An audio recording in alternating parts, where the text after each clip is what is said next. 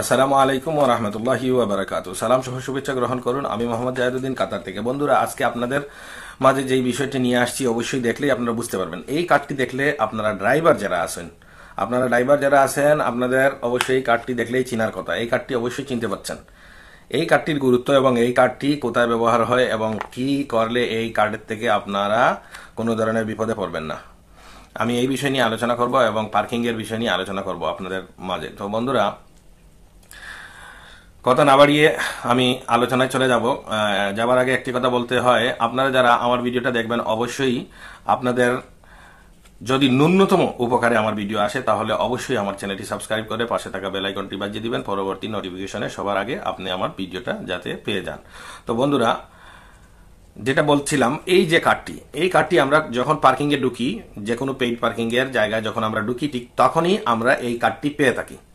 এই কার্ডটি অনেকে আমরা কি করি, গাড়িতে রেখে দেই, অনেকে পকেটে রেখে দেই, কিন্তু ঘন্টা 2 ঘন্টা 3 ঘন্টা পরে হয়তো 2-3 ঘন্টা আমরা অধিক সেদিক ঘুরতে গিয়ে এই কার্ডটি কেউ ফেলে দেই। যদি এই কার্ডটি আপনি কোথাও ফেলে দেন তাহলে আপনার একটা মহা বিপদ বলতে এটাই, আপনাকে গুনতে হবে। কোথাও রুলসে আছে 70 রিয়াল, আবার কোথাও রুলসে আছে 100 রিয়াল পর্যন্ত আপনাকে জরিমানা গুনতে হবে। এখন আপনি আধা ঘন্টা থাকেন, 1 ঘন্টা থাকেন, 2 ঘন্টাই থাকেন, আপনাকে 70 রিয়াল অথবা 100 রিয়াল গুনতে হবে জরিমানা, এই কার্ডটি যদি আপনি হারিয়ে ফেলেন। দ্বিতীয় হচ্ছে, আমরা যারা পার্কিং করি, অনেক নতুন অথবা পুরাতন ড্রাইভার আমরা খেয়াল করি না, পার্কিং করার সময় আমরা কি করি, পার্কিংটি সিধা না করে যে কোনো একটা লাইনে টাচ করে আমাদের যে কোনো একটা টায়ার, পিছনের টায়ার বলেন সামনের টায়ার বলেন, আমরা যে লাইনটা দেওয়া হয় পার্কিং এর লাইনের উপরে আমরা কি করি, একটা চাকা রেখে চলে যাই। মনে করি এটা তো পার্কিং মোটামুটি সিধা হয়েছে, সমস্যা কি, আমি তো আমার লাইনের উপরে আছে না।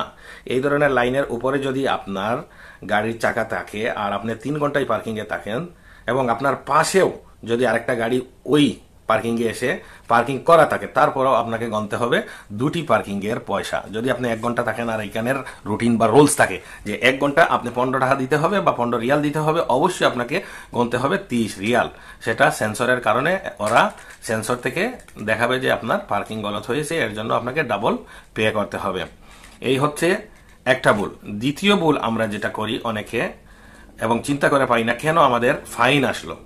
আমাদের ফাইন তখনই আসে কখন, আমরা যখন ফ্রি পার্কিং এ পার্কিং করি, যে কোনো মহল বা যে কোনো জামাইয়ার সামনে আমরা যখন পার্কিং করি, ঠিক তেমনি ভাবে আমরা পার্কিংটা এই লাইনের উপরে অথবা লাইন থেকে বাইরে একটি চাকা রেখে চলে যাই। আমরা তাড়াহুড়া করে, আমরা খেয়াল করি না পার্কিংটা বেঁকা হয়ে থাকে। তখন পুলিশ যখন এসে টল দেয়, ঠিক তখন পুলিশ আপনার গাড়ির নম্বর লিখে পার্কিং এর ফাইন 500 টাকা জরিমানা করে চলে যায়। আগে কি করতো, ওরা একটা স্টিকার মেরে যেত, আপনি বুঝতে পারতেন যে আমার এইখানে পার্কিং এ কি হয়েছে, আমার গলত হয়েছে, এর জন্য আমাকে 500 টাকা ফাইন মারছে। কিন্তু না, এখন স্টিকার মারার এই নিয়মটি নেই। এখন শুধু নাম্বারটা ওরা দিয়ে দেয় মিত্রাসের মাধ্যমে, আর আপনার অটোমেটিকলি ফাইনটি চলে আসে।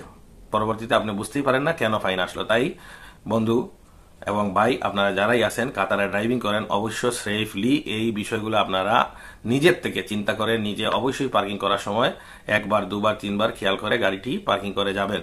দ্বিতীয় কথা হচ্ছে, আপনারা পার্কিং এর এই পে কার্ডটি কখনো হারাবেন না। এই কার্ডটিকে সেভ এবং সযত্নে আপনি রাখবেন যতক্ষণ না পর্যন্ত আপনার পেমেন্ট ক্লিয়ার না হচ্ছে।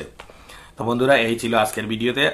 ইনশাআল্লাহ দেখা হবে আগামী ভিডিওতে নিত্য নতুন কোনো নিউজ নিয়ে, আপনাদের কমেন্টসের উত্তর অথবা প্রশ্ন উত্তর নিয়ে। ততক্ষণ পর্যন্ত ভালো থাকুন, সুস্থ থাকুন। আল্লাহ হাফিজ। ভিডিওটি বেশি বেশি করে শেয়ার করে দিবেন যাতে করে আমাদের ভাই বন্ধু এই ধরনের ভুল আর কেউ না করে এবং বিপদ সম্মুখীন না হয়। ধন্যবাদ। আসসালামু আলাইকুম ওয়া রাহমাতুল্লাহি ওয়া বারাকাতুহু।